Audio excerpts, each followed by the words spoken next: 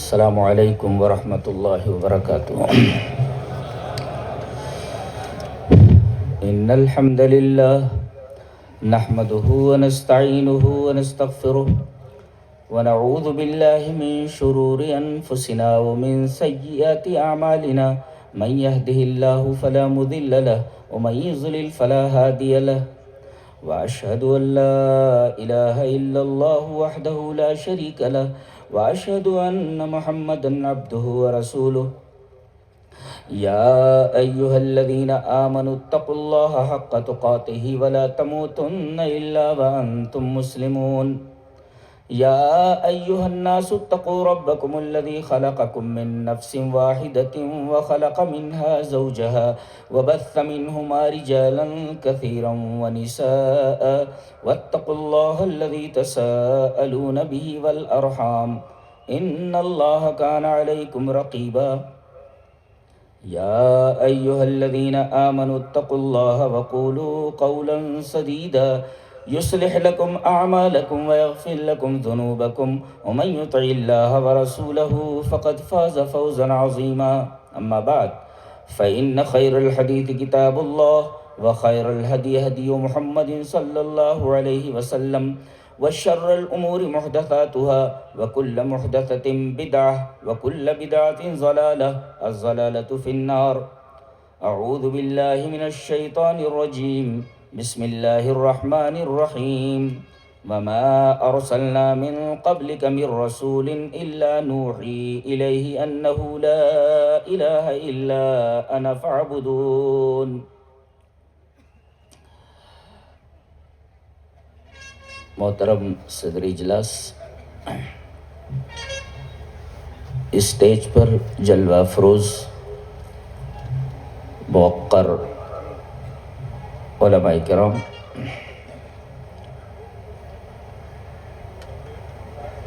بزرگوں، نوجوان بھائیوں، پیارے بچوں، پردہ نشین ماں اور بہنوں، خطاب کا عنوان ہے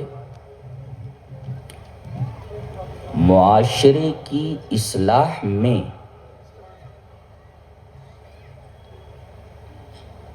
توحید کی اہمیت، یعنی اہمیت التوحید لاصلاح الفرد والمجتمع۔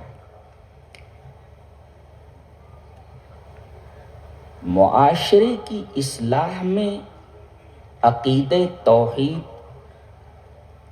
کیا رول ادا کرتا ہے، اس موضوع پر ہمیں گفتگو کرنی ہے۔ لفظ توحید یہ عربی میں باب تفعیل کا مصدر ہے، وحد یوحد توحید فہو موحد۔ توحید کا مطلب ہوتا ہے جعل الشیء واحدا، کسی چیز کو ایک کرنا، دیٹ از کالڈ توحید لغتاً۔ اصطلاحاً توحید کسے کہتے ہیں؟ وہ ایک حدیث میں، اچانک میری نظر اس حدیث پر پڑی، بہت مزہ آیا، وہ حدیث میں آپ تک پہنچا رہا ہوں۔ حدیث اس طرح، وان ابن عباس رضی اللہ، بہت غور سے سنیے، بالکل سانس روک کر کے، ادھر ادھر مت دیکھیے، ایسی چیزیں ملتی نہیں ہیں۔ وان ابن عباس رضی اللہ تعالی عنہما ان رسول اللہ صلی اللہ علیہ وسلم لما بعث معاذا الى اليمن قال انك تقدم على قوم اہل الكتاب۔ قالا پر فے نہیں ہے اس لیے کہ لما کے جواب پر فے نہیں آتا، اور تقدم قدیم یقدم، انک تقدم علی قوم اہل الکتاب، قوم سے بدل واقع ہے، لہذا دونوں کا اعراب ایک ہی ہے، مبدل منہ بدل کر، پھر سے پڑھتے ہیں۔ وعن ابن عباس رضی اللہ تعالی عنہما ان رسول اللہ صلی اللہ علیہ وسلم لما بعث معاذا الى اليمن قال انک تقدم علی قوم اہل الکتاب فلیکن اول ما تدعوهم الیہ عبادت اللہ عز وجل فاذا عرفوا اللہ فاخبرهم ان اللہ تعالی فرض 5 صلوات فی یومہم ولیلتہم فاذا فعلوا فاخبرهم ان اللہ قد فرض علیہم زکاة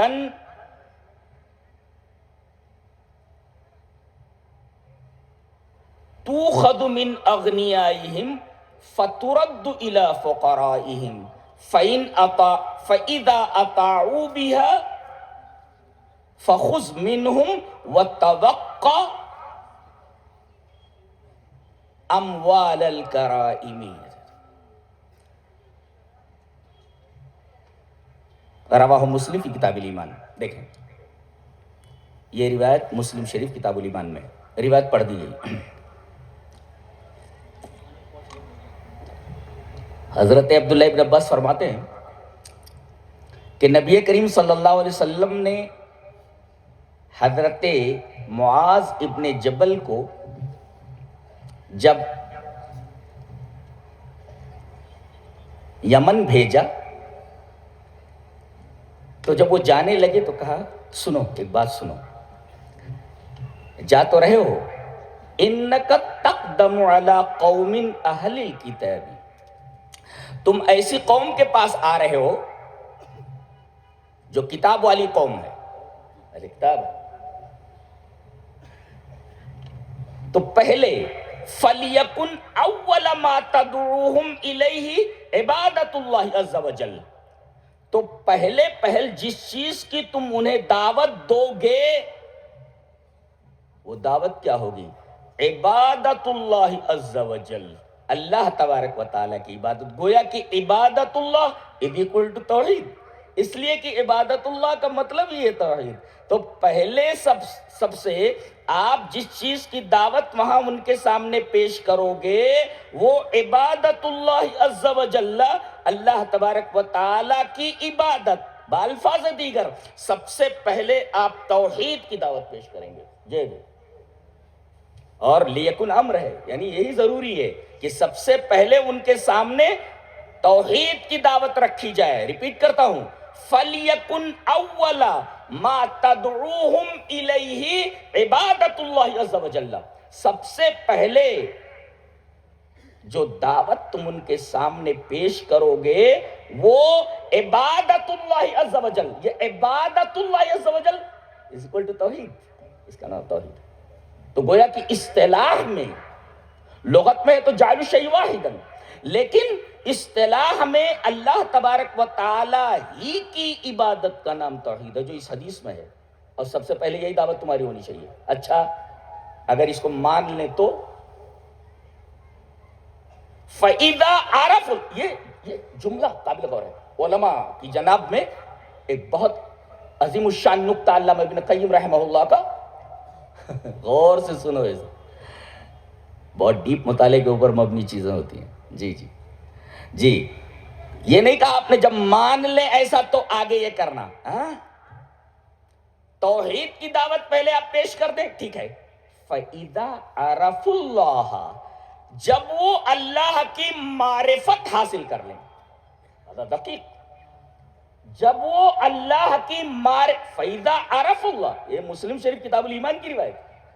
فَإِذَا عَرَفُوا اللَّهَ، جب وہ اللہ کی معرفت حاصل کر لیں، اللہ کو پہچان لیں. ہم یہاں رکیں گے فَإِذَا عَرَفُوا اللَّهَ پر. اللہ کو پہچاننے کا کیا مطلب ہے؟ علامہ ابن قیم رحمہ اللہ فرماتے ہیں الصواعق المرسلہ میں، ان کی کتاب ہے، قابل مطالعہ کتاب ہے، الصواعق المرسلہ، چھوڑی ہوئی آندھی. کیا لکھتے ہیں؟ بہت غور سے، ان دعوت الرسل تدور علی 3 محاور.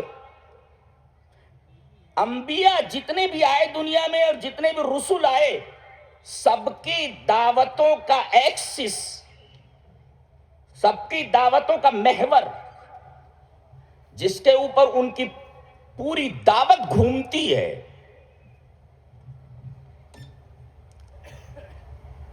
وہ تین چیزیں جی. تمام رسولوں کی دعوت جن چیزوں کے جن محوروں کے اوپر گھومتی ہے، جس ایکسس کے اوپر، وہ تین ہے. علی ثلاثۃ محاور. مضبوطی سے اس کو پکڑیں جی. تمام رسولوں کی دعوت تین محوروں کے اوپر گھومتی ہے. تدور علی ثلاثۃ محاور. پہلی چیز یہ ہے تعریفہم مخلوقاتہ باسماء اللہ و صفاتہ و افعالہ. سب سے پہلے پہچنوائیں. تعریف کا مطلب ہوتا پہچنوانا. پہچنوائیں اللہ کے نام کو، اللہ کی صفات کو، اللہ اس کے افعال کو. یہ بہت گہری بات ہے جی. تو پہلی بات تو یہی ہے، ایک پہلا محور یہ ہے کہ پہلے لوگوں کو یہ پہچنوائیں تمام مخلوقات کو. تعریفہم مخلوقات ہی، یعنی اللہ کی جتنی بھی مخلوقات ہیں تمام لوگوں کو پہلے یہ پہچنوائیں کیا؟ بِأَسْمَاءِ اللَّهِ وَصِفَاتِهِ وَأَفْعَالِهِ. اللہ کی صفات بتائیں. صفات بتائیں کیا مطلب؟ صفات بتائیں. آئیے ایک حدیث دیکھ لیتے ہیں. حدیث اس طرح. وان ابن عباس رضی اللہ تعالی عنہما ان النبی صلی اللہ علیہ وسلم قال لما اغرق اللہ فرعون قال آمنت انه لا الہ الا الذی آمنت به بنو اسرائیل فقال جبریل یا محمد فلو رأیتنی وانا آخذ من حال البحر فأدسه في فيه مخافة ان تدركه الرحمة. رواہ الترمذی فی کتاب تفسیر القرآن. حضرت امام ترمذی رحمہ اللہ اس پوری حدیث کو ایسے ہی ترمذی شریف کتاب و تفسیر القرآن میں لائے، سورہ یونس کی اس آیت کی تفسیر میں. کان کھول لیں، بہت بہترین حدیث ہے. شعیب ارناؤت نے اس حدیث کو صحیح کہا ہے، علامہ البانی نے اس حدیث کو صحیح کہا جی. حضرت عبداللہ ابن عباس فرماتے ہیں کہ نبی اکرم صلی اللہ علیہ وسلم نے ارشاد فرمایا کہ جب اللہ تعالی فرعون کو غرق کرنے لگا، لما اغرق اللہ فرعون، جب اللہ فرعون کو غرق کرنے لگا، وہ یہی کہتا تھا نا یہ مصر ہے اور میرے نیچے جو یہ نہریں بہ رہی ہیں، اسے پانی کے اوپر بڑا ناز تھا. اللہ نے کہا اچھا یہ نہریں تیری ہیں، چل تجھے پانی ہی میں ڈبو دیتے ہیں، پانی ہی میں ڈبو دیتے. پوری زندگی ظلم کرتا رہا فرعون. یہ ظلم کا استعارہ ہے جی. جب فرعون بولا جاتا ہے تو ذہن میں کیا آتا ہے؟ دنیا کا سب سے بڑا ظالم آدمی جس نے اپنی بیوی کو ایسی اذیتیں دی ہیں، اللہ، کہ رونگٹے کھڑے ہو جاتے ہیں. تو گویا کہ فرعون یہ ظلم کا استعارہ ہے. زندگی بھر یہ ظلم کرتا رہا، اور یہی نہیں بلکہ اللہ کے حق میں بھی ظلم کا ارتکاب کرتا رہا، یہ کہتے ہوئے موسیٰ تم کس رب کی بات کرتے ہو؟ انا ربکم الاعلی. سب سے پہلے تو یہ اپنی بیوی کو ایک بچہ نہیں دے سکا، اتنا بڑا رب تھا. کہتا تھا انا ربکم الاعلی، اور جب ڈوبنے لگا ساری ہیکڑی ہوا ہو گئی. لما اغرق اللہ فرعون، جب اللہ فرعون کو غرق کرنے لگا،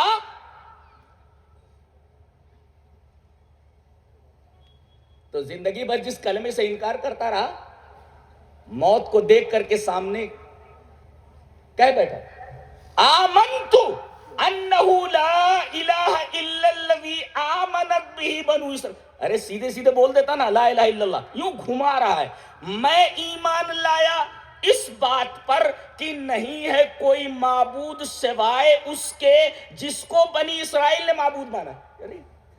لا الہ الا اللہ کہنے کے بجائے یوں گھما رہا ہے اس کو، یوں گول گول گھما رہا ہے.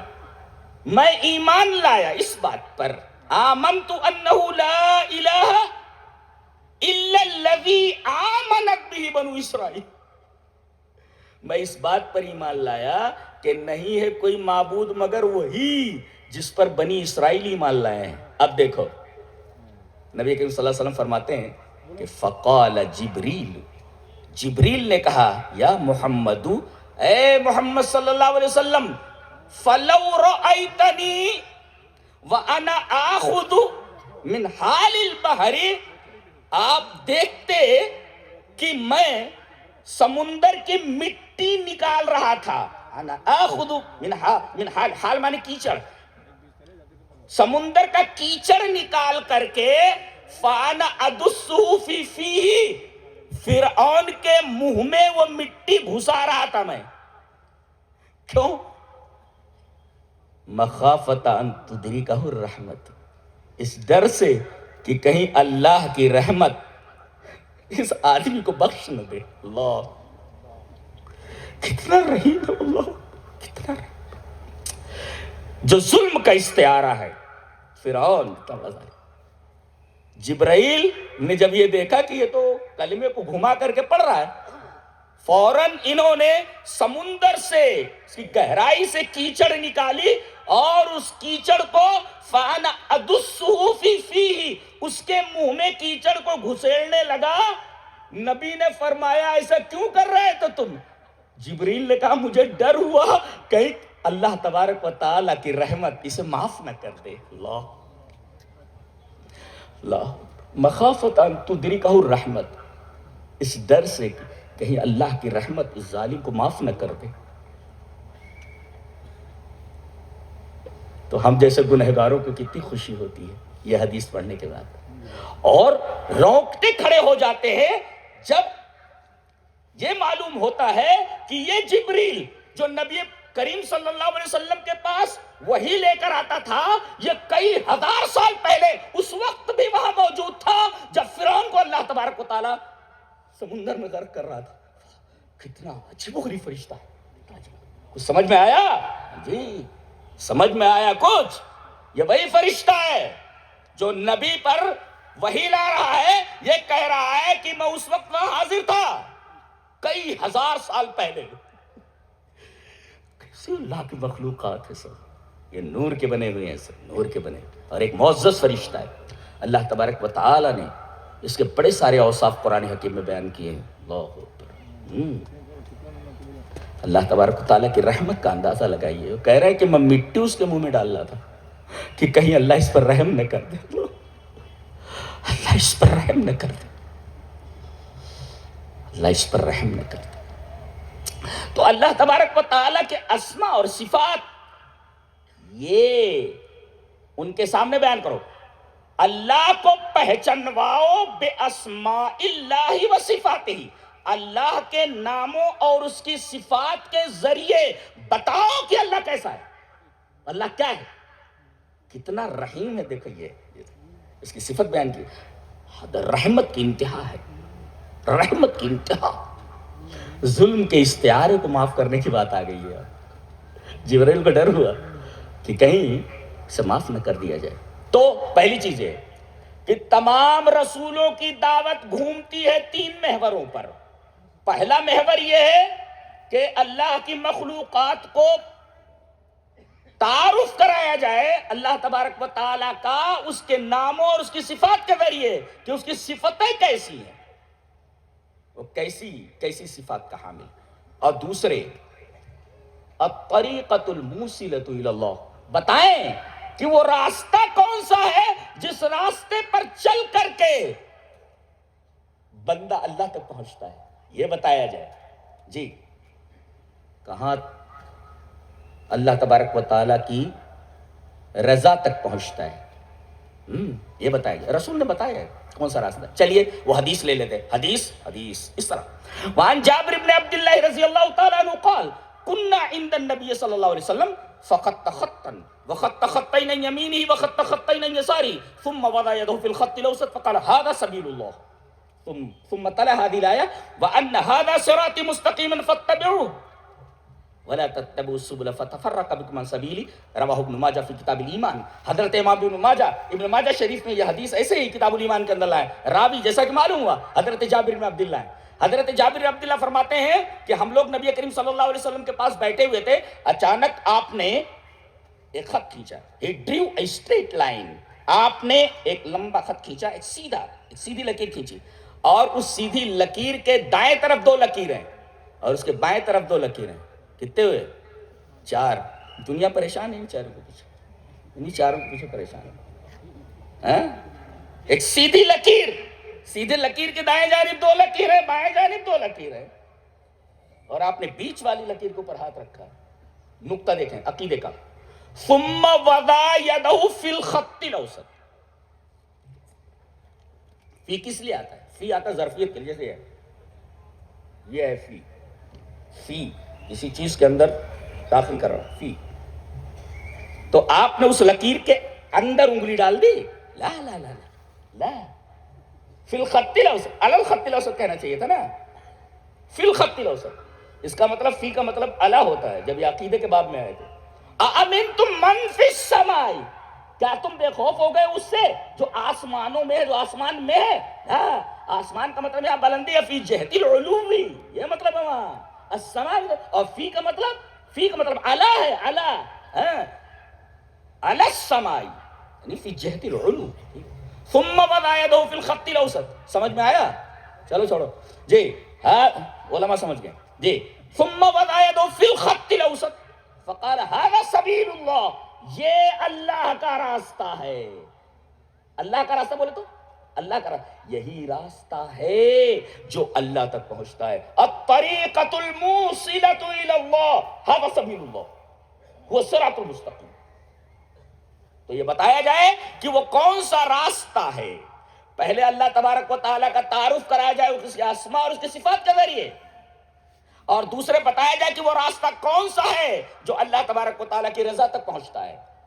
اور نمبر 3، تیسرا محور یہ ہے کہ بندوں کو بتایا جائے کہ اس راستے پر چل کر کے جب تم دار کرامت میں پہنچو گے، دار النعیم میں پہنچو گے، جنت میں پہنچو گے، تو یہ نعمتیں تمہیں حاصل ہونے والی ہیں اس راستے پر چل کر کے، اور سب سے بڑی نعمت جو تمہیں حاصل ہونے والی ہے وہ دیدار الہی ہے، اللہ تبارک و تعالیٰ کا دیدار ہے۔ اللہ ہم سب کو اپنے دیدار سے مشرف فرمائے۔ کیا آپ کو نہیں لگتا کہ دنیا میں کسی خوبصورت سین کو دیکھتے کہ تو واو ہاؤ بیوٹیفل سین از دس، یہ کتنا خوبصورت منظر ہے؟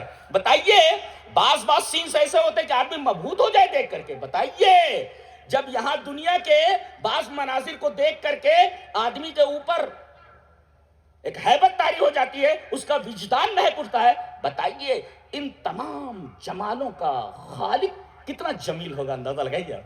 آپ کی خواہش نہیں ہو رہی ہے کہ اس جمال کامل کو دیکھا جائے؟ وہ کتنا جمیل ہوگا، اللہ جس نے یہ تمام جمال بکھیر رکھا ہے وہ کتنا جمیل ہوگا۔ کیا آپ کے دل میں یہ تمنا پیدا نہیں ہوتی؟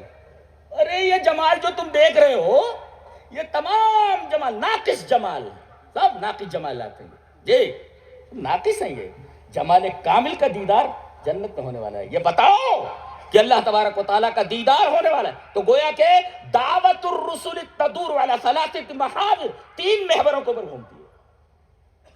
اب آگے بتایا گیا، تو پہلے تم ان کے سامنے دعوت توحید رکھو گے، فَإِذَا عَرَفُوا اللَّهَ، اس پر ہم رکے تھے اور ہم نے معرفت کی تشریح کی ابن قیم کی زبان میں۔ جب وہ اللہ کی معرفت حاصل کر لے تو اب بتاؤ کہ اللہ تعالیٰ نے تمہیں دن اور رات میں فی یومہم و لیلتہم، دن اور رات کے اندر 5 نمازیں فرض کی ہیں۔ ہاں 5 نمازیں فرض کی ہیں، اللہ اکبر۔ اب دیکھیں، تمام عبادات میں سب سے اعلیٰ قسم کی عبادت، اعلیٰ عبادت نماز ہے، لیکن وہ توحید کے بعد ہے۔ اگر آدمی کے پاس توحید نہ ہو تو نماز مقبول نہیں۔ نماز کیا؟ علامہ ابن عثیمین رحمہ اللہ نے فرمایا، غور سے یہ نقطہ یاد رکھو، فَكُلُّ عِبَادَةٍ لَا تُبْنَى عَلَى التَّوْحِيدِ فَهِيَ بَاطِلَةٌ۔ ابن عثیمین فرماتے ہیں کوئی بھی عبادت ہو اگر اس کی اساس میں توحید نہیں ہے تو ساری کی ساری عبادتیں باطل ہیں. یہ اصول بتایا انہوں نے. فَكُلُّ عِبَادَةٍ لَا تُبْنَى عَلَى التَّوْحِيدِ فَهِيَ بَاطِلَةٌ. جو بھی عمل آدمی کا کتنا بھی بڑا عمل کیوں نہ ہو, اگر توحید نہیں ہے بڑے سے بڑا عمل باطل. دلیل یہ حدیث پاک. وان عائشہ رضی اللہ تعالی عنہ قلت یا رسول اللہ ابن جدعان کان فی الجاہلیت یصل الرحم ویطعم المساکین فهل ذاک نافعہ قال لا ينفعہ انہ لم یقل یوما رب اغفر لی خطیئتی یوم الدین. رواہ مسلم فی کتاب الایمان. حضرت امام مسلم رحمہ اللہ اس حدیث کو بھی کتاب الایمان میں لائے. اما عائشہ رضی اللہ تعالیٰ عنہ سے روایت اسی طرح مروی ہے. حضرت عائشہ فرماتی ہے ایک دفعہ میں نے نبی اکرم صلی اللہ علیہ وسلم سے ارشاد فرمایا, پوچھا, اشارے مت کرو بہت ڈسٹرب ہوتا ہے مجھے, سن لو بھائی ذرا سا. جی حضرت عائشہ فرماتی ہے کہ میں نے ایک دفعہ رسول اللہ صلی اللہ علیہ وسلم سے کہا, پوچھا کہ ابن جدعان, عبداللہ ابن جدعان, یہ بڑا سخی آدمی تھا, تو یہ جاہلیت کے اندر صلہ رحمی کرتا تھا. صلہ رحمی, اب صلہ رحمی کی تفسیر بہت پیاری ہے, وہ ہم چھوڑتے ہیں اس لیے کہ ہمارے موضوع سے متعلق نہیں. تو وہ صلہ رحمی کرتا تھا, بالفاظ دیگر اپنے رشتہ داروں کا بڑا خیال رکھتا تھا, قرابت اور رشتہ داری کو کاٹتا نہیں تھا, بہنوں کا خیال, بھائیوں کا خیال وغیرہ وغیرہ. تو یہ صلہ رحمی کرتا تھا. ایک وَيُطْعِمُ الْمِسْكِينَ, اور مسکین کو کھانا کھلاتا تھا. اس حدیث پاک میں دو عملوں کو ہائی لائٹ کر کے بتایا گیا ہے. جی کیا؟ ایک تو یہ کہ آدمی اپنے رشتہ داروں کا خیال رکھے اور دوسرے مسکینوں کو کھانا کھلائے.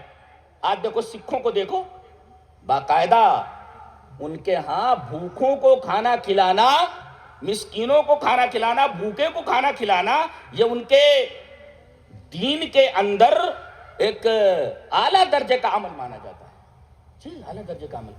بہت سارے غیر مسلم یہ کام کر رہے ہیں, مسلمان اس میں, اہل حدیث اس میں بہت پیچھے ہیں. ہاں ارے اپنا پیٹ بھرو, پھر اس کے بعد جو یہ کام بھی کرو بس ذرا سا بھائی. تم سے کوئی کام ہوتا ہے اچھا؟ یہی کام تو کون کرے گا؟ یہ کھانا کون کھلائے گا مسکینوں کو؟ تمہارے پاس توحید جیسی نعمت ہے, تم یہ کام نہیں کرو گے, کون کرے گا؟ دوسرے لوگ کر رہے ہیں, تم کیا کر رہے ہو؟ تم کیا کر رہے ہو؟ تو یہ آدمی صلہ رحمی کرتا تھا, وَيُطْعِمُ الْمِسْكِينَ, اور مسکینوں کو کھانا کھلاتا تھا. تو اے اللہ کے رسول, کیا اس کا اتنا زبردست عمل نافع ہے؟ یہ قیامت کے دن کچھ فائدہ دے گا؟ بھائی صلہ رحمی ایک بہت بڑی عبادت ہے, مسکینوں کو کھانا کھلانا ایک بہت بڑی عبادت ہے. اما عائشہ پوچھ رہی ہے اللہ کے رسول, اتنی بڑی عبادت ابن جدعان کی قبول ہوگی اللہ کے ہاں؟ قیامت کے دن یہ فائدہ حاصل کر سکے گا کچھ؟ نبی کریم صلی اللہ علیہ وسلم نے ڈائریکٹ انکار فرمایا, لا ينفعہ. جی کہ اللہ تبارک و تعالی اس آدمی کے اس عمل کو نافع نہیں بنائے گا. کیوں؟ دلیل دی گئی, انہو لم یقل یومن. ایک استدلال کرنا چاہ رہا ہوں اس حدیث پاک سے. انہو لم یقل یومن, اس نے ایک دن بھی نہیں کہا رب اغفر لی خطیئتی یوم الدین, میرے رب میرے گناہوں کو قیامت کے دن بخش دینا. نکتہ کیا ملا؟ اگر آدمی توحید کو نہیں مانتا, توحید کا مقر نہیں ہے, تو آخرت کا بھی منکر ہے. جگہ جگہ آپ دیکھیں کہ قرآن حکیم میں کہ آخرت اور توحید دونوں ساتھ ساتھ ذکر کیے جاتے ہیں. یعنی آدمی اگر توحید کا انکار کر دے تو آخرت کا منکر مانا جاتا ہے. جی یہ سورہ حج دیکھ لیں کم سے کم. کوئی نقطہ سمجھ میں آیا؟ اگر کوئی آدمی اللہ کی توحید کا انکار کر دے تو سمجھو وہ آخرت کا بھی منکر ہے. یہاں وہی کہا گیا کہ چونکہ یہ توحید پر کاربند نہیں تھا, اسی وجہ سے اس نے کبھی یہ نہیں کہا کہ اے اللہ میری غلطیوں کو قیامت کے دن بخش دینا. حدیث کو سمجھنا بھی بہت ہی مطالعہ مانگتا ہے, بہت ہی غور و فکر کی ضرورت ہے. انہو لم یقل یومن رب اغفر لی خطیئتی یوم الدین, توحید کا مقر نہیں تھا, لہذا اس نے آخرت کو نہیں مانا، لہذا اس کا یہ عمل قبول نہیں ہوگا۔ تو فَكُلُّ عِبَادَةٍ لَا تُبْنَى عَلَى التَّوْحِيدِ فَهِيَ بَاطِلَةٌ، ہر وہ عبادت جس کی بنیاد میں توحید نہ ہو، ہر عبادت باطل ہے، ہر عبادت باطل ہے۔ اب ایک نقطہ بیان کرنے جا رہا ہوں، ایک حدیث پاک کے آئینے میں لے کر جاؤ، اس کو ذہن میں پہلے بٹھاؤ۔ حدیث اس طرح، وعن انس رضی اللہ تعالیٰ عنہ قال قال رسول اللہ صلی اللہ علیہ وسلم لا تقوم الساعة حتى لا يقال في الارض لا الہ الا اللہ، رواہ احمد فی مسندہ۔ حضرت امام احمد بن حنبل رحمہ اللہ اس حدیث کو ایسے ہی مسند احمد کے اندر لائے، راوی حضرت انس رضی اللہ تعالیٰ عنہ۔ حضرت انس فرماتے ہیں کہ نبی اکرم صلی اللہ علیہ وسلم نے ارشاد فرمایا کہ قیامت اس وقت تک نہیں آئے گی، اس نظام کائنات کو اس وقت تک درہم برہم نہیں کیا جائے گا جب تک کہ ایک آدمی بھی اس روئے زمین پر توحید کا کلمہ پڑھنے والا ہوگا۔ اللہ اکبر! آپ دیکھ رہے ہیں، ایک آدمی بھی اگر توحید کا کلمہ پڑھنے والا ہوگا تب تک قیامت نہیں آئے گی۔ کیا سمجھ میں آیا؟ یہ جو کلمہ لا الہ الا اللہ کے ماننے والوں کو پریشان کیا جا رہا ہے اور کوشش یہ کی جا رہی ہے کہ ان کو سبوٹاژ کیا جائے، ان کو تباہ و برباد کیا جائے، ان کی مثال ایسے ہے جیسے کوئی آدمی کسی ڈالی کے اوپر بیٹھا ہوا ہو درخت کے اور خود اسی ڈالی کو کاٹ رہا ہو۔ کلمہ لا الہ الا اللہ کہنے والوں کی وجہ سے تو تم بچے ہوئے ہو، ورنہ ایک بھی کلمہ توحید کا قائل نہ رہ جائے فوراً قیامت نازل کر دی جائے گی۔ تم جو کھا رہے ہو، مزے اڑا رہے ہو، دنیا میں اللہ کی نعمتوں کو برت رہے ہو، یہ صدقہ ہے کلمہ لا الہ الا اللہ کہنے والوں کا۔ جی اس وجہ سے بچے ہوئے ہو، احترام کیا جائے کلمہ لا الہ الا اللہ پڑھنے والوں کا۔ کتنی عجیب و غریب حدیث ہے، میں نے عجیب و غریب استدلال کیا ہے۔ پھر سے حدیث کو پڑھتا ہوں۔ ان انس رضی اللہ تعالی عنہ قال قال رسول اللہ صلی اللہ علیہ وسلم لا تقوم الساعة حتى لا يقال في الارض لا الہ الا اللہ، رواه احمد فی مسندہ۔ حضرت انس فرماتے ہیں کہ رسول اکرم صلی اللہ علیہ وسلم نے ارشاد فرمایا کہ قیامت اس وقت تک نہیں آئے گی جب تک کہ اس روئے زمین کے اوپر کوئی ایک بھی لا الہ الا اللہ کا پڑھنے والا ہوگا۔ گویا کہ لا الہ الا اللہ کا پڑھنے والا جب تک اس روئے زمین پر موجود ہے قیامت نازل نہیں ہوگی۔ ایک بھی کلمہ توحید پڑھنے والا نہیں ہوگا۔ حکم ہوگا اسرافیل کو کہ سور میں پھونک ڈال دیا جائے، سور میں پھونک ڈال دیا جائے اور نظام عالم درہم برہم کر دیا جائے۔ یہ ہے کلمہ لا الہ الا اللہ کا پاور اور یہ ہے توحید۔ تو گویا کہ معاشرے کی اصلاح کی بات کرتے ہو، اصلاح تو چھوڑو، پوری دنیا کے افراد اور پوری دنیا کے معاشرے بچے ہوئے ہیں کلمہ لا الہ الا اللہ۔ اصلاح تو چھوڑو، ان کی بقا منحصر ہے کلمہ لا الہ الا اللہ کے اوپر، کہنے والوں کے اوپر۔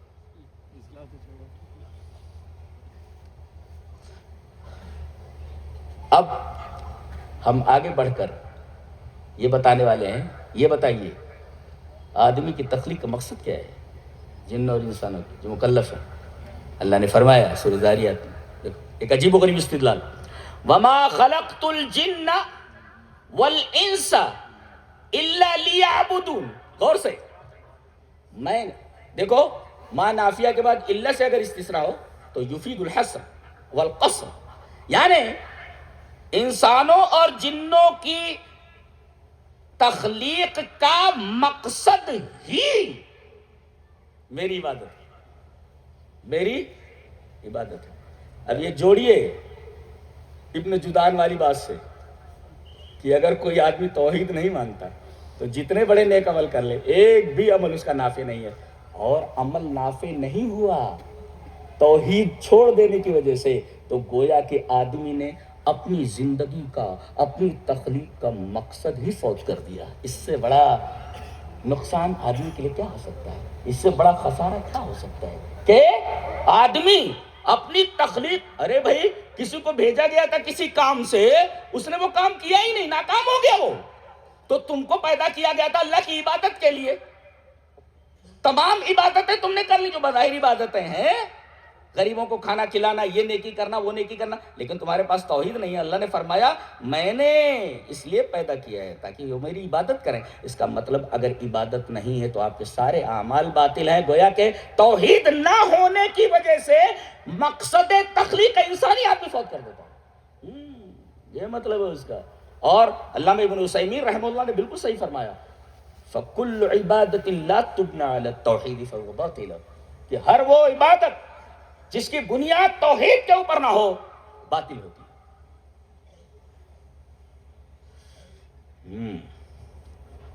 ایک اور خوبصورت استدلال دیکھیں، بہت پیارا استدلال ہے، اصلاح معاشرہ کا تعلق توحید سے۔ ذہن میں بٹھاؤ، حدیث پڑھتے ہیں پہلے۔ حدیث اس طرح، وعن ابی الزبیر حدثنا جابر بن عبد اللہ رضی اللہ تعالی عنہ قال سمعت رسول اللہ صلی اللہ علیہ وسلم یقول من لقی اللہ لا یشرک به شیئا دخل الجنہ ومن لقیہ یشرک به دخل النار، رواہ مسلم فی کتاب الایمان۔ حضرت امام مسلم رحمہ اللہ اس حدیث کو بھی کتاب الایمان میں لایا۔ ترجمہ کروں، حضرت جابر بن عبداللہ فرماتے کہ میں نے جناب محمد الرسول اللہ صلی اللہ علیہ وسلم کو بیان فرماتے سنا، غور سے من لقی اللہ لا یشرک به شیئا دخل الجنہ، جو آدمی اللہ سے اس حال میں ملاقات کرے، ایک نکتہ تو یہ ملا، تم کہیں بھی رہو، کیسی بھی زندگی گزارو، کفر کے ساتھ، شرک کے ساتھ، کسی بھی عمل کے ساتھ، ایک دن رب کے سامنے حاضر ہونا ہے۔ بھاگ کر نہیں جا سکتے کہیں، کہیں نہیں جا سکتے بھاگ کر، رب کے سامنے حاضر ہونا ہے۔ sure you have to go there، جی حاضر ہونا ہی ہے وہاں، بھاگ نہیں سکتے کہیں۔ تو اللہ کے رسول صلی اللہ علیہ وسلم کو میں نے یہ فرماتے سنا ہے، کیا؟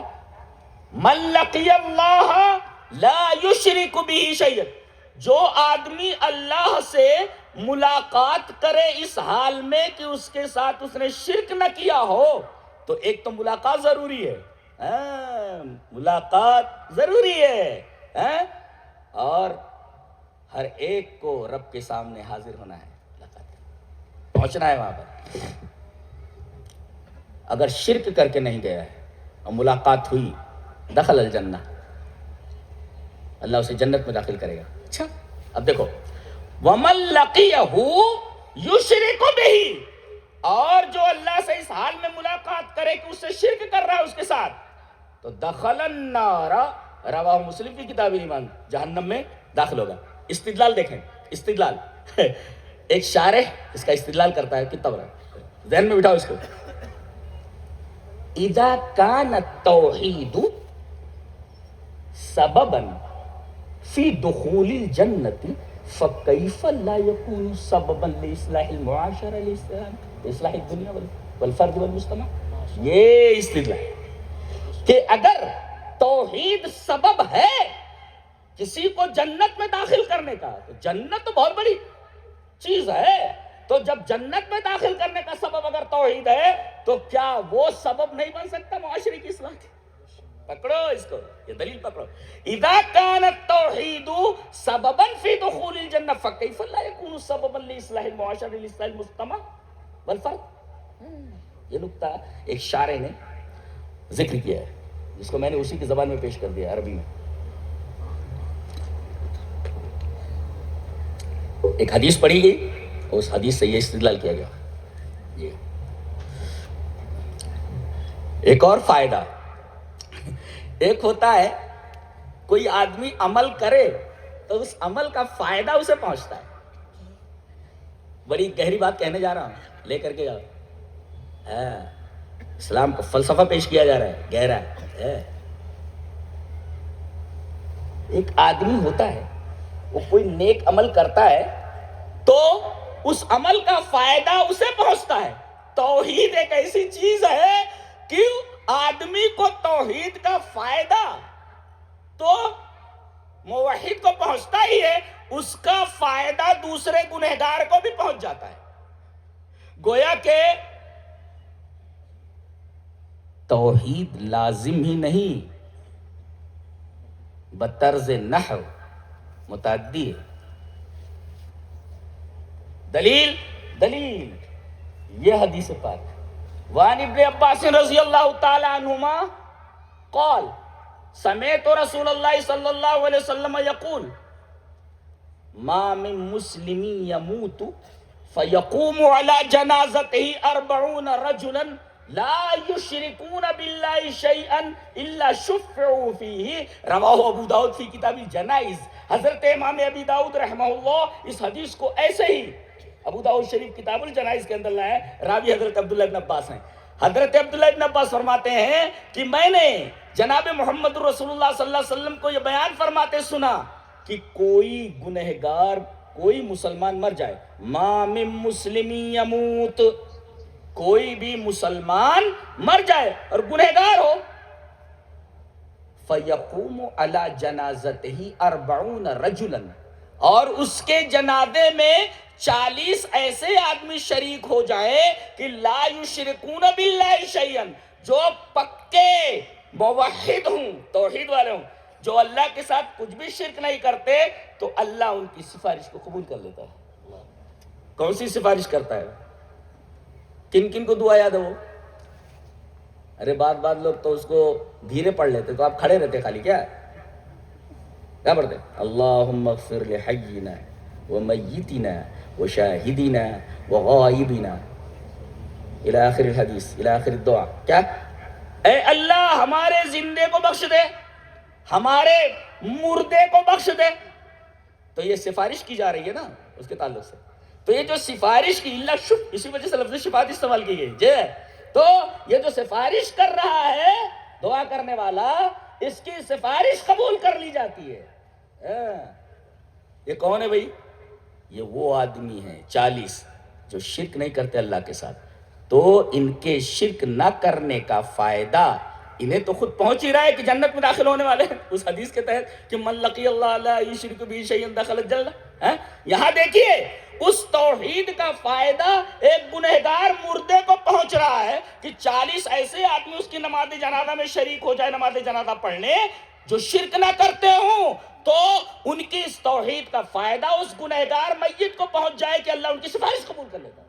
یہ ہے توحید کا پاور۔ تو گویا کہ وہ لازمی نہیں، متعدی ہے، وہ دوسروں کو بھی فائدہ پہنچاتی ہے توحید۔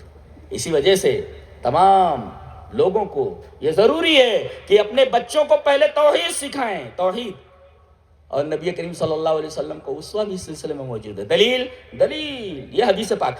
آج ہم نے مفسر قرآن حضرت عبداللہ ابن عباس رضی اللہ تعالیٰ عنہما کی روایتیں پیش کی جی، اس لیے کہ ہمیں تفسیر سے خصوصی دلچسپی ہے، اور مفسر قرآن تمام صحابہ کرام میں ایک ممتاز حیثیت ہے حضرت عبداللہ ابن عباس کی تفسیر قرآن کے تعلق سے کہ نبی کریم صلی اللہ علیہ وسلم کی دعا ان کے لیے ہے، لہذا عبداللہ ابن عباس کی روایت ہم پھر پیش کر رہے ہیں۔ حدیث اس طرح، وعن عبداللہ ابن عباس رضی اللہ تعالی عنہما قال كنت خلف رسول اللہ صلی اللہ علیہ وسلم یوما فقال یا غلام انی اعلمک کلمات احفظ اللہ یحفظک، احفظ اللہ تجدہ تجاہک، وعلم ان الامت لو استمعت على ان ينفعوك بشيء لم ينفعوك بشيء الا قد كتبه الله لك، ولو استمعوا على ان يضروك بشيء لم يضروك بشيء الا قد كتبه الله عليك، رفعت الاقلام وجفت الصحف، رواہ الترمذی فی ابواب صفۃ القیامہ۔ حضرت امام ترمذی رحمہ اللہ اس حدیث پاک کو ابواب صفۃ القیامہ میں لائے ہیں، راوی حضرت عبداللہ ابن عباس ہیں۔ حضرت عبداللہ ابن عباس فرماتے ہیں کہ ایک دفعہ میں نبی کریم صلی اللہ علیہ وسلم کے پیچھے گدھے کے اوپر بیٹھا ہوا تھا۔ کوئی پوچھے، اہل حدیث ہر بات میں دلیل مانگتا ہے، یہ لاؤ دلیل لاؤ، یہ لاؤ دلیل لاؤ، یہ بتاؤ کہ موٹر سائیکل کے پیچھے کوئی آدمی بیٹھ سکتا ہے، اس بات کی دلیل لاؤ، بیٹھنا جائز ہے کہ نہیں؟ یہ دیکھو حضرت عبداللہ ابن عباس نبی کریم صلی اللہ علیہ وسلم کے پیچھے گدھے پر بیٹھے ہوئے، گدھی بھی سواری ہے اور موٹر سائیکل بھی سواری ہے، ہذا استدلال جی کنتو جی خلف رسول اللہ صلی اللہ علیہ وسلم، یہاں تک کہ میں نے ایک ٹینٹ لگانا اس کو بھی میں نے ثابت کیا۔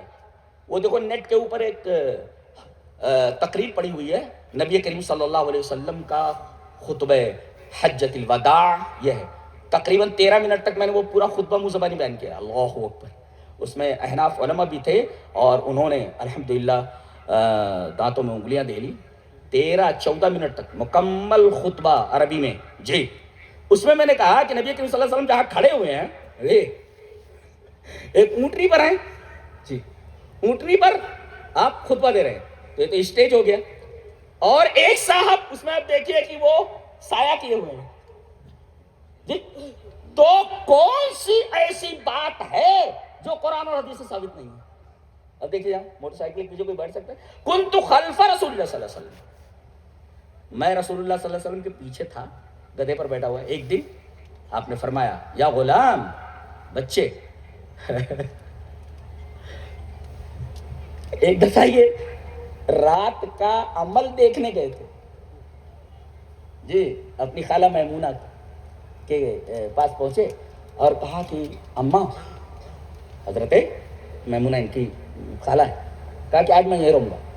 کہا کہ بولے میں نبی کریم صلی اللہ علیہ وسلم کا عمل دیکھنا چاہتا ہوں رات میں کیا کروں. کیا ماحول تھا نبی کریم صلی اللہ علیہ وسلم. ایک بچہ پیارے نبی جناب محمد رسول اللہ صلی اللہ علیہ وسلم کا رات کا عمل دیکھنا چاہ رہا ہے. اس کو تو موبائل سے فرصت نہیں. بے پاگل کہیں کا, کیا کر رہا ہے اس میں گھسا ہوا, نالائق کہیں کا. ایک صاحب نے پوچھا کہ اصحاب کہف میں اور آج کل کے نوجوانوں میں کیا فرق ہے.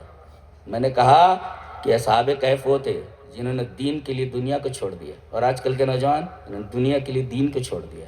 یہ دیکھیے اس لیے کہ تربیت نہیں ہوئی نا, یہ تربیت ہے. دیکھو کہا کہ ٹھیک ہے, اب یہ سوتے بن گئے. سوئے تو لیکن سو نہیں رہے تھے, ناما نہیں تناما, سوتے بن گئے تھے. نبی کریم جاگ رہے تھے. نبی کریم صلی اللہ علیہ وسلم سے نام الغلیم, یہاں غلام بچہ سوئے گوا, بچہ سوئے گوا. ایک ہوتا ہے بچہ سو گیا تو نام الغلام, اور بچہ سوئے گوا نام الغلیم, تصویر غلام کی. جی نام الغلیم, بچہ سوئے گوا, لڑکا سوئے گوا تو نام الغلیم. لڑکا سو گیا, لڑکا سو گیا, پیار سے ہوتا تھا. نام الغلیم, غلام کی تصویر ہے, پیار سے کہا جاتا ہے.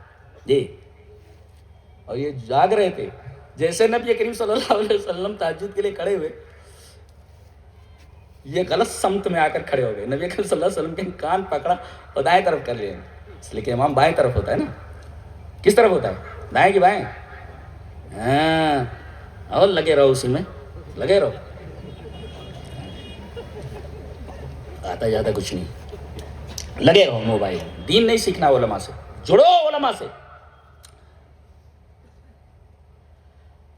اب ان کو ایک تو سمجھایا کہ امام کس طرف کھڑا ہوتا ہے. یہ بچے کو مسئلہ معلوم ہو کہ زندگی میں نہیں بھولے گا, زندگی میں نہیں بھولتا. عمل ہے یہ, عمل زندگی میں نہیں بھولے گا کہ کان پکڑ کے کس طرف کھڑا کیا گیا ہے. یہاں ہے نام الغلیم, یہاں کیا ہے یا غلام, پیچھے بیٹھے ہوئے سواری پر. کبھی حضرت ممونہ سے مروی اس روایت کا میں اس کی شرح کروں نا انشاءاللہ, بہت پیاری حدیث ہے تہجد کے تعلق سے. کتنے لوگ ہیں تہجد پڑھتے ہیں؟ کہاں تہجد پڑھتا ہے. تہجد کی فضیلت بیان کر دور جاؤ یہیں پر. حدیث اس طرح, وعن ابی ہریرہ رضی اللہ تعالیٰ عنہ قال قال رسول اللہ صلی اللہ علیہ وسلم ينزل ربنا تبارک و تعالی كل لیلۃ الى السماء الدنیا حین یبقى ثلث اللیل الاخر. جی آخر, یہ ثلث کی صفت ہے. آخر یقول من یدعونی فاستجیب له, من یسألنی فأوتیہ, من یستغفرنی فاغفر له. رواہ البخاری فی کتاب التہجد. حضرت امام بخاری رحمہ اللہ اس حدیث کو ایسے کتاب التہجد کے اندر لائے کہ رب تعالی نازل ہوتے ہیں آسمان دنیا, عرش خالی نہیں ہوتا ہے, نزول کی کیفیت مجہول ہے, الکیف مجہول. ہمارا ایک شاگرد ہے جی وہ لندن سے پڑھ کے آئے ہیں, وہ MBA کیا ہوا انہوں نے, تو انہوں نے کہا مجھے دائی بننا ہے. تو تقریباً 1.5 سال مجھ سے انہوں نے عربی, نحو, صرف, فرائض, بہت سارے فنون پڑھے, خصوصاً منطق اور فلسفی. میرا خیال ہے کہ اس وقت ان کی سیلری جو ہے 50 لاکھ یہ سالانہ ہے، اب 1 کروڑ ہونے والی ہے. جی جی 1.5 سال پڑھا اس نے، MBA ہے، لندن سے MBA ہے، اور ایک بہت بڑی کمپنی کے اندر ایز اے مینیجر ہے. جی جی جی اس نے ایک بات کہی، وہ سائنس بہت پڑھتے، سائنس کا طالب علم. اس نے کہا شیخ ایک نزول اوپر کی طرف ہوتا ہے، اسے ہوتا ہے. میں نے کہا نہیں سمجھ میں آ رہا ہے. کبھی بیٹھیں گے دیکھیں گے یہ نزول اوپر کی طرف کیسے ہوتا ہے، اس کو نزول بولتے ہیں، اترنا ایسے ہوتا ہے. اللہ کیف مجھول ہے، کیفیت مجھول. اللہ تبارک و تعالیٰ آسمانی دنیا تک نزول کرتا ہے، السمائی دنیا، آواز لگاتا ہے کون ہے جو دعا کرے میں اس کی دعا قبول کروں، کون ہے جو مجھ سے کچھ مانگے میں اسے دے دوں، کون ہے جو اپنے گناہوں کی معافی مانگے میں اسے معاف کروں. تم تو سوئے رہتے ہو، سوئے رہتے ہو. تم سے زیادہ بدنصیب کون ہے؟ سوئے رہو، تمہاری قسمت سو رہی ہے. پوری دنیا کے لاکھ جوتے کھا رہے ہو اسی وجہ سے. رب تعالی تمام چیزوں سے منزہ ہے، وہ آواز لگا رہا ہے مجھ سے مانگو میں تمہیں دے دوں، اور تم ہو کہ سوئے پڑے رہے تم مردوں کی طرح. تو تمہارے ساتھ جو سلوک روا رکھا جائے کم ہے. تم نے تو اللہ تبارک و تعالیٰ سے سارے تعلق ختم کر کے رکھے ہوئے ہیں. کاش ایسا ماحول بنتا. اے صحابہ کرام رضوان اللہ تعالی علیہ. شاید کچھ ٹائم ہے؟ ہاں نہیں تو وہ چلتا رہے گا وہ. جی جی تو یا غلام، وہ پیچھے بیٹھے ہوئے متوجہ، لبیک یا رسول اللہ، انی اعلمک کلمات. جی میں تجھے چند باتیں سکھانے جا رہا ہوں. جی دیکھو ایک تو علمہ کا لفظ ہے، غور سے اعلمک، اور آگے جو بات پہ کہی جا رہی وہ توحید کے تعلق سے ہے. نقطہ یہ ملا کہ بچوں کو بھی تعلیم اگر دی جائے تو بنیاد توحید ہونی چاہیے. جی یا غلام انی اعلمک کلمات، چند چیزوں کی تعلیم تجھے دینا چاہتا ہوں، علم دینا چاہتا ہوں.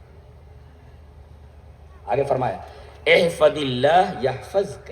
ہاں تو اللہ کی حفاظت کر. کس کی اوقات ہے اللہ کی حفاظت کرنے کی؟ وہ پوری کائنات کی حفاظت کر رہا ہے. ذرہ برابر اگر اس کی نگرانی ہٹ جائے تو اگلے لمحے اس چیز کی بقا کی کوئی گارنٹی نہیں دی جا سکتی. خلاص پوری کائنات ٹھہری ہوئی ہے، اب پورا نظام کائنات چل رہا ہے اس کی نگرانی میں، تو اس کی حفاظت کون کر سکتا ہے؟ تو اللہ کی حفاظت کر. احفظ حدود اللہ و اوامرہ، اللہ تبارک و تعالیٰ کے حدود کی حفاظت کر. حدود کی حفاظت کا کیا مطلب؟ حد ہوتی، دیکھو یہ دیکھو یہ حد ہے، یہ اس کو ادھر ڈالو گے گر پڑو، یہ حد ہے. تو کہاں رکنا ہے آپ کو؟ یہیں رک جانا ہے، یہاں آگے نہیں جانا. تو don't cross the limit. Limit جو قائم کر دی گئی کراس نہیں کرنا. تو حد اللہ نے مقرر کر دی، اسے آگے نہیں جانا، یہ مطلب ہے. احفظ حدود اللہ، اللہ تبارک و تعالیٰ کے حدود کی حفاظت کر تو یحفظ کا، وہ تیری حفاظت کرے گا. حفاظتیں ہٹ جائیں گی تمہارے اوپر سے، جوتے کھاؤ گے، بری طرح مارے جاؤ گے اگر تم نے اللہ کے حدود کی حفاظت نہیں کی. کان کھول کر سن لو، کہیں نہ کوئی لیکیج ہے یہ جو حفاظت نہیں ہو رہی ہے، اس لیے کہ ہم نے اللہ تبارک و تعالیٰ کے حدود کی حفاظت چھوڑ دی. کیا بات ہے. اچھا آگے دیکھو دوسرا ٹکڑا، وہ بہت عجیب و غریب ہے. احفظ اللہ تجدہ تجاہک. تو اللہ کے حدود کی حفاظت کر تو اللہ کو اپنے سامنے پائے گا. تجاہک ہے امامک، اللہ کو اپنے سامنے پائے گا. اللہ کو اپنے سامنے پائے گا کیا مطلب؟ سامنے کون ہوتا ہے؟ یقود الی کل خیر. آگے اللہ تیرے سامنے، تو اللہ کے حدود کی حفاظت کر، اللہ تجھے پکڑ کر کے ہر خیر کے راستے پر ڈال دے گا اور ہر برائی کے راستے سے ہٹا دے گا. یہ مطلب ہے احفظ اللہ تجدہ تجاہک.